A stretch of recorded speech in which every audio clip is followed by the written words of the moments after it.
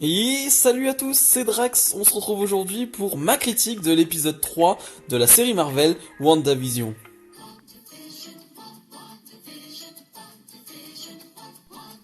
Pour remettre dans le contexte, on sort de l'épisode 2 où Wanda, juste en fin d'épisode, tombe enceinte par magie. Et donc cet épisode 3 a clairement pour thématique l'accouchement Wanda enceinte. Voilà, c'est clairement le point principal de cet épisode où dès le début d'épisode, on va avoir un médecin qui va ausculter Wanda, qui va dire bon, elle est enceinte. Bon, on s'en doutait, hein, clairement. Et vraiment tout cet épisode est là-dessus, ce qui fait que je vais vous donner mon avis général sur cet épisode. Jusqu'à les 5 dernières minutes, je trouve cet épisode sympathique, mais voilà, je pense que c'est le moins bon des deux premiers, enfin des trois premiers.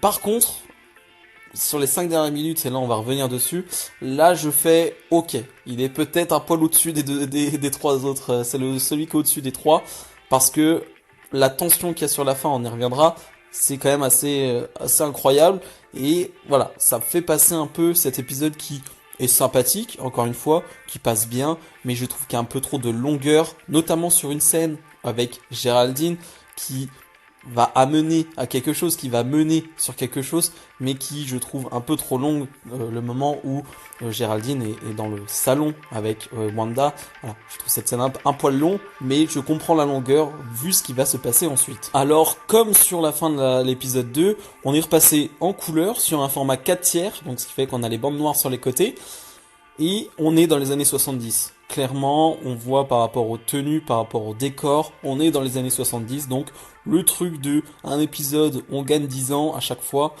c'est réel. En tout cas pour le moment, on verra bien pour l'épisode 4 comment ça va se passer. Mais voilà, la temporalité, le temps passe comme ça dans WandaVision. Et c'est vrai que là, encore une fois, bah, je sais pas, je trouve que ça rajoute du peps, les années 70, la couleur comme ça. Je trouve par exemple qu'une Elizabeth Olsen dans cet épisode est rayonnante, vraiment. C'est peut-être dû aux couleurs, je sais pas, c'est...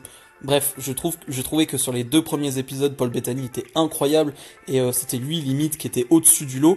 Là, par exemple, sur cet épisode, je trouve que l'actrice de WandaVision, Elizabeth Olsen, est un cran au-dessus tellement elle est rayonnante, tellement elle est jolie, hein, il faut le dire, dans cet épisode où vraiment elle est brillante dans cet épisode et c'est vraiment joli à voir tout simplement. Sur les deux premiers épisodes, on sentait qu'à certains moments, Wanda pouvait rétablir sa vérité, sa réalité, c'est-à-dire qu'elle pouvait à tout moment changer le scénario, changer ce qui allait se passer.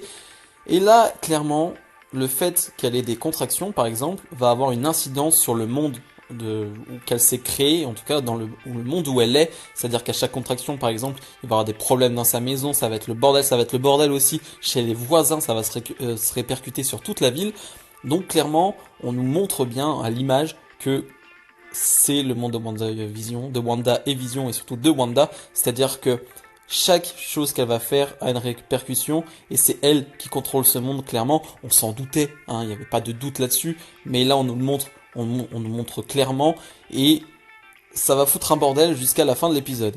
Parce que Wanda va accoucher, tout simplement, elle va accoucher de deux jumeaux. Bon, clairement le clin d'œil au fait que Wanda, eh ben, elle a un frère jumeau, ou en tout cas elle avait un frère jumeau qui s'appelait Pietro, et c'est justement de là que ça va partir, de là que ça va partir en cacahuète, tout simplement comme dans les deux premiers épisodes, mais là encore plus, là ça va aller encore plus loin, on va avoir vraiment des révélations même sur le monde où est Wanda, sur ce qui se passe réellement, c'est-à-dire que Wanda va sortir tout simplement ses deux enfants, et Monica Rambeau, celle qui joue Géraldine dans cette série, donc Monica Rambeau de Captain Marvel, va dire ah j'avais un frère jumeau. Wanda va dire j'avais un frère jumeau du nom de Pietro. Et là Géraldine va dire ah oui, c'est celui qui est mort tué par Ultron. Et c'est là que ça va faire tout dérailler, c'est-à-dire que Wanda qui est dans cette fausse réalité, dans ce monde pour cacher ses faiblesses, pour cacher sa détresse et sa tristesse, et ben on lui remet au visage en fait toute cette tristesse, toute cette peur avec donc Géraldine qui va lui dire ouais, ton frère qui est mort tué par Ultron. Et c'est là qu'il va y avoir un déclic, qu'il va y avoir un élément déclencheur là aussi dans cet épisode où d'un plan à l'autre, où Vision lui sent que ça va partir en cacahuète parce que il est avec les deux voisins, il est avec Agnès et son collègue de travail, et ils veulent pas lui dire ce qui va se passer, c'est-à-dire que ses collègues, son collègue et Agnès sont en mode on peut pas te dire, il y a quelque chose qui se trame, il y a quelque chose de bizarre qui se trame, on est peut-être enfermé ici, pas de notre plein gré, ce qui est peut-être un indice sur pourquoi ils sont là, du comment, du pourquoi, et donc Vision va rejoindre Wanda, Géraldine n'est plus là, et Wanda va tout simplement dire « Oh, elle est partie juste avant ». Et en fait, on va avoir un changement de plan, c'est-à-dire qu'on va se retrouver dans le monde actuel, dans le monde réel, j'ai envie de dire. On le voit parce que le format change, on n'est plus en format 4 tiers, on n'a plus les mêmes couleurs. On a un panneau Westview, donc leur ville, qui est un peu dégradé, qui est un peu vieux, donc on dit « Ok, c'est quoi ce truc ?» Et on va voir une Géraldine, Monica Rambeau, qui va sortir de nulle part, comme dans un monde virtuel, et qui va se retrouver au sol, et là, quasiment comme si c'était l'armée qui arrivait, qui vont la récupérer. Et là, on finit l'épisode comme ça. Et ça pose énormément de questions. Déjà, ça répond à la question du fait que oui, on est dans un monde où que Wanda a créé, on s'en doutait, mais ça répond aussi, ça pose plusieurs questions, c'est-à-dire que Wanda s'est créé ce monde, mais a ramené des personnes avec dans ce monde.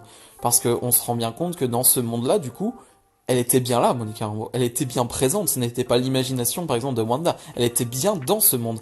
Donc, ce qui rend les choses autrement plus intéressantes. Et il y a plein de questions à se poser derrière. Parce que là, du coup, ça veut dire que tous les personnages qui sont là sont réels, sauf Vision, bien entendu. Donc ils sont tous enfermés là-dedans, donc on comprend encore plus le dialogue des deux voisins qui parlaient avec Vision en mode on est enfermé ici. Voilà, c'est un gros cliffhanger, c'est une grosse fin d'épisode qui répond à énormément de questions, vraiment, et qui forcément me donne énormément envie de voir la suite la semaine prochaine. On a eu sinon encore une pub, alors je crois que c'est Hydra Soak, alors je sais pas trop ce que c'est, je crois que c'est quelque chose pour sentir bon, une sorte de, pas un gel douche mais un savon, quelque chose comme ça, vous me direz, je ne sais plus exactement. Alors on a eu qu'une pub dans cet épisode, et voilà, c'est un truc avec Hydra.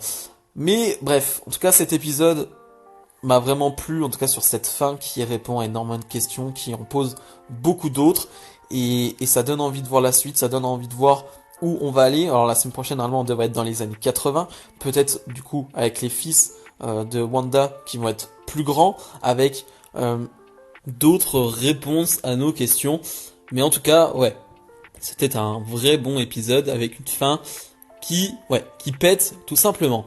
Bref, si vous avez aimé cette vidéo comme d'habitude, n'hésitez pas à mettre le petit pouce bleu, à vous abonner, ça me fera plaisir.